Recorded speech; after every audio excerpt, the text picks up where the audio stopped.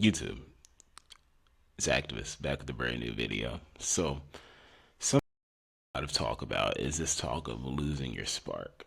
And I want to talk about an unfortunate truth about losing your spark because I've got another video on this channel where I talk about how that's pretty much the summary of my 2021 to 2022 and how those literally felt like never-ending years.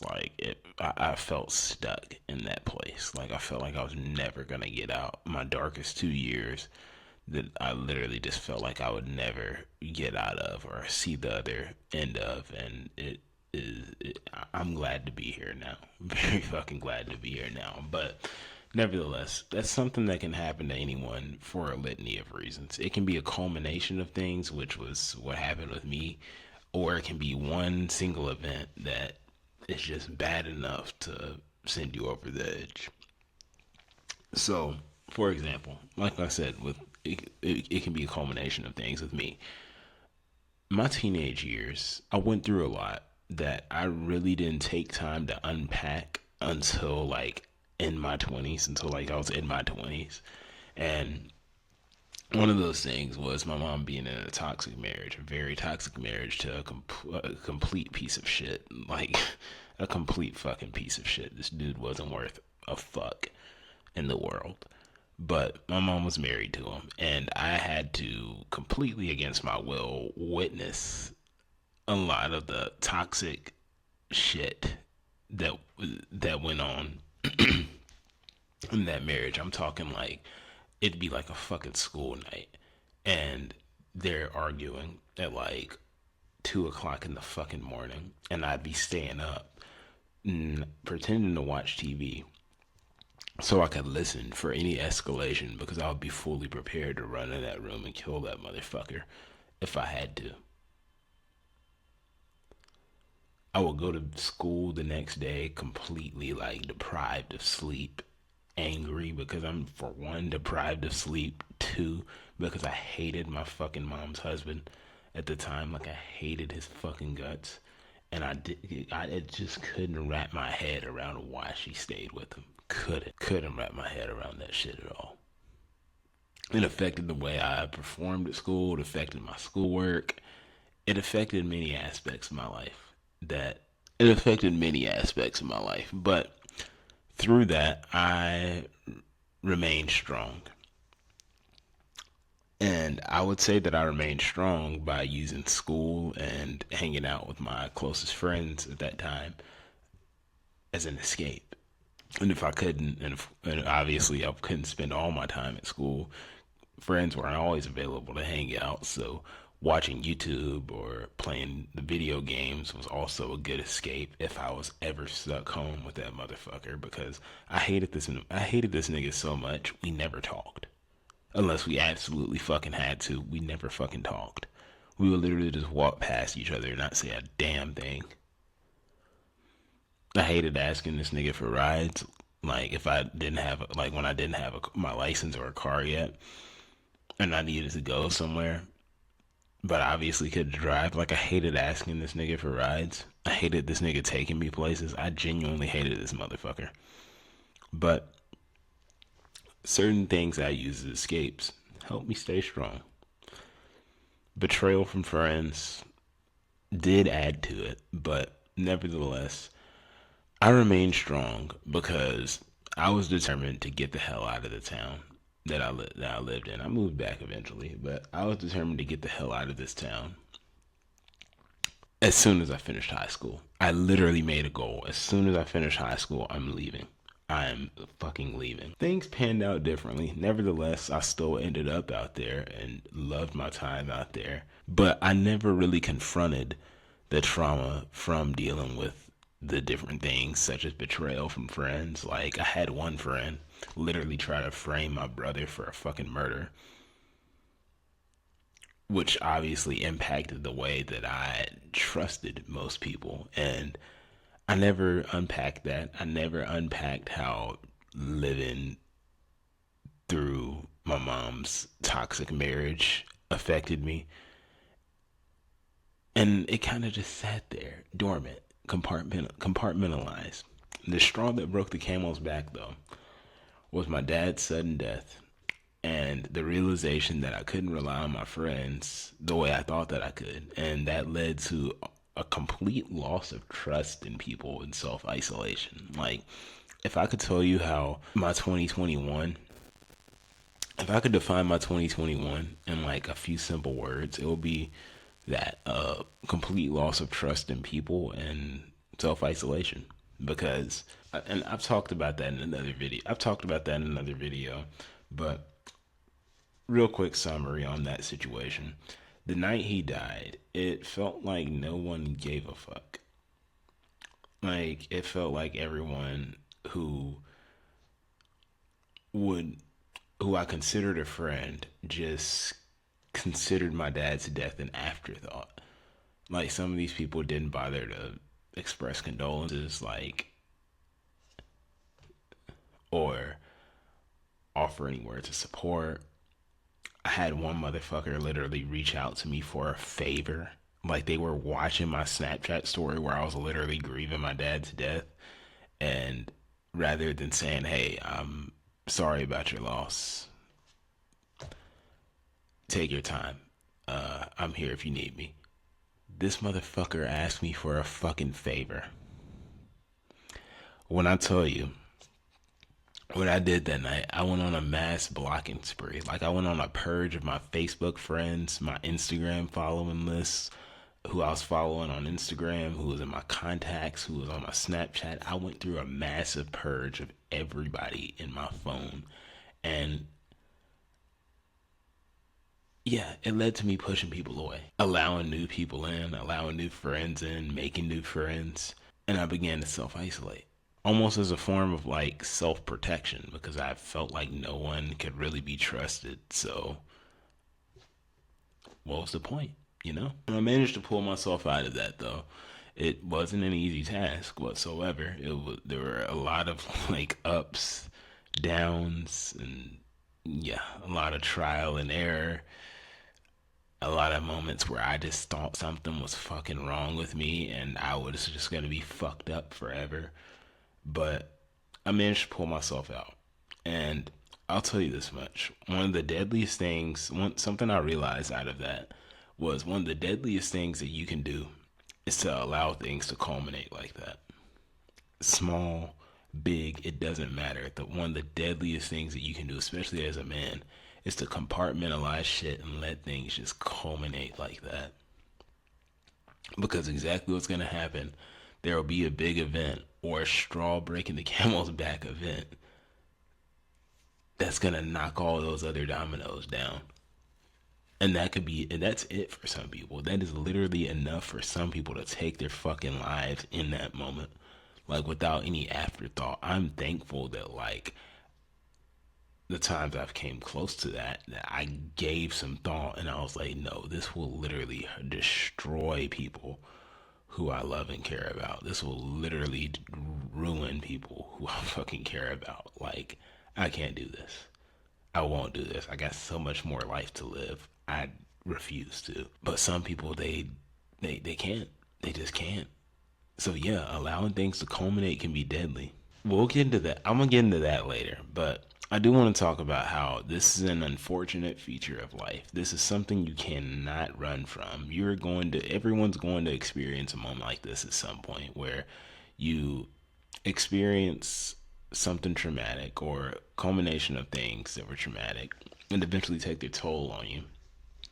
And you lose yourself, because that's exactly what happened to me in 2021, 2022. I lost myself. I didn't feel like myself at all. I wanted to get back into YouTube so bad then, but I couldn't like bring myself to spew words out the way I am on camera right now.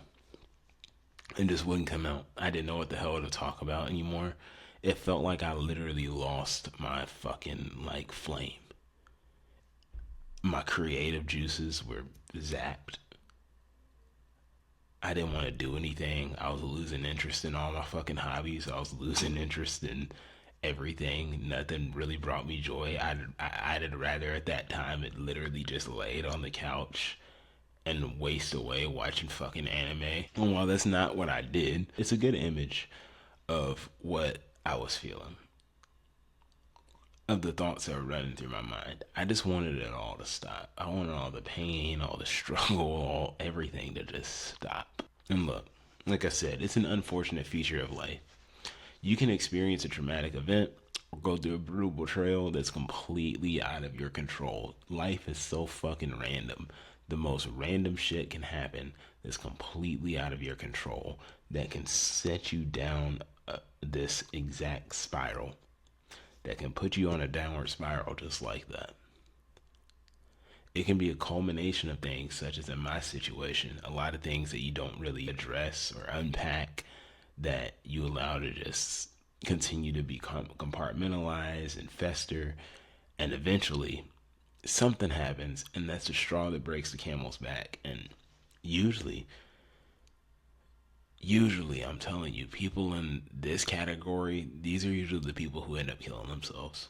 These are usually the people who end up taking their own lives because so much has just they've gone this is the kind of person who has gone through so much that when they feel like they're finally getting a break from being beaten down by life and like the worst thing imaginable just boom fucking happens,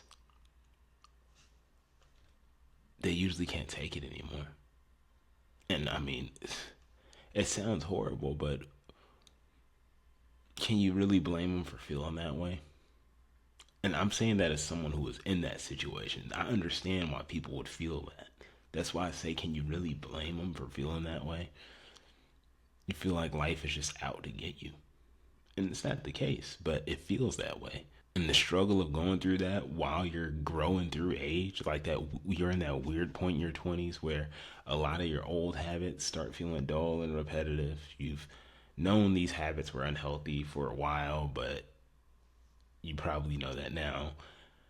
But you continue to do it until you reach the point where it's like just not fun anymore. You realize how much time you're wasting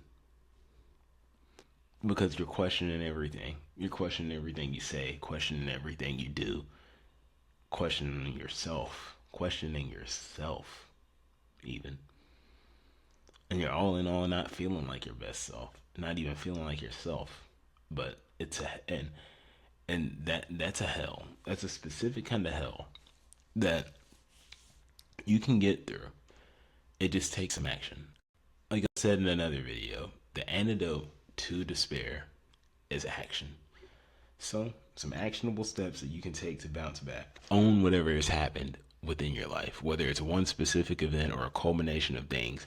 You have to own that as a part of your life story because it's happened. You can't change it. It's a part of your life story, whether you like it or not. You just got to overcome it and be better than that.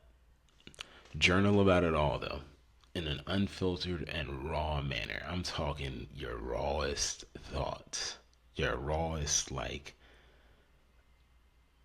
unfiltered thoughts that you really wouldn't want anyone else reading. You wouldn't want to say out loud. Let that shit out in a journal because what that does, that allows you to get that out of your system without spewing it all to a therapist or without spewing it all to a friend who may not really understand. You're able to at least write it down in a journal and go back and read it later. On top of that, it allows you to really explore how it affected you, what you felt in the moment, what you feel whenever you think about it. Because for years, whenever I thought about my mom's ex-husband, I would instantly get triggered. My mind would go into a fight mode, almost into a rage, almost like teetering into a rage and ready to fight because that's how much I hated this nigga. That is how much I fucking hated him. But that's the importance of that's where the importance of journaling comes in because it allows you to explore those emotions, where they come from, what specific events they might be tied to, so you can move past this shit a lot easier. Because look, someone can do the most foul, fucked up shit to you, and it's not your job to forgive them. You don't have to forgive them. You don't have to forget it, but you do have to move on. That's one thing you gotta do. You have to move on, and you're not moving on for their sake. You're moving on for your sake. And doing this is going to make that so much fucking easier because you're going to get the way that you feel about it out on paper on top of owning it. And then the next step, meditating and doing physical activities combined with that meditation. So I don't mean you're meditating and running on a treadmill, or you meditate and immediately get up and run a treadmill. I'm talking sort of kind of that though. Sort of kind of that last one though. I'm talking like you go to the gym. Like, let's say you got a Planet Fitness membership. You get the black card membership. After your workout, you go to their little wellness room. I believe that's what it's called, or like one of those little hydro chairs. Turn on some meditation music, and during that 15 minutes, while you're in that hydro chair, while you're on that hydro chair, just meditate. Meditate on your past. Meditate on your life story up to where you are now. Even better, do it in nature. Forest bathing. I love it. You can't go wrong with it. Go for a hike and go for a hike without any music playing in your phone, and just soak in the sounds of nature and meditate out there on your past and on your life story up to where you are now. Because this is going to make exploring those deep parts of yourself that you let out through journaling in a much more in-depth way. You might even discover some things that about yourself that like you would have never imagined. You might discover some things about yourself like a certain trigger being, holy shit, I'm keeping this part in. I just watched the fucking time I just watched the time go forward in real time, and that threw me the fuck off for a second. I literally just watched it go from like 1:59 to 3 o'clock in the morning. Not gonna lie, it fucked me up for a second. Anyway, whenever you explore like the inner depths of this within yourself, you might identify something from your childhood that you may have thought was from something that happened in your teenage years or like your preteen years, something from your childhood. And look, another important aspect of this, aside from being able to pull you out of a dark hole that some people never get out of, that some people literally spend decades in, that I thought I would never get out of, that I thought was going to kill me. This allows you to be a much better friend, a much better lover, a much better son, daughter, sister, brother, whatever, you name it. Once you work through these traumas, you won't be allowing these things to fucking control your life anymore.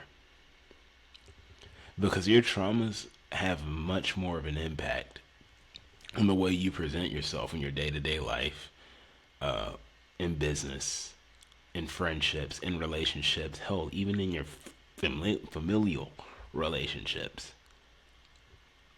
If you went through something like betrayal, abuse, then you definitely need to learn about things like narcissism, personality disorders, and manipulative behaviors so you can equip yourself with the knowledge to identify when you're dealing with someone toxic who could be detrimental to your life. And honestly, I'm going to even up this one a little bit more and say if you are someone who went through betrayal or abuse, the most important thing that you can do is to not make your healing about your abuser.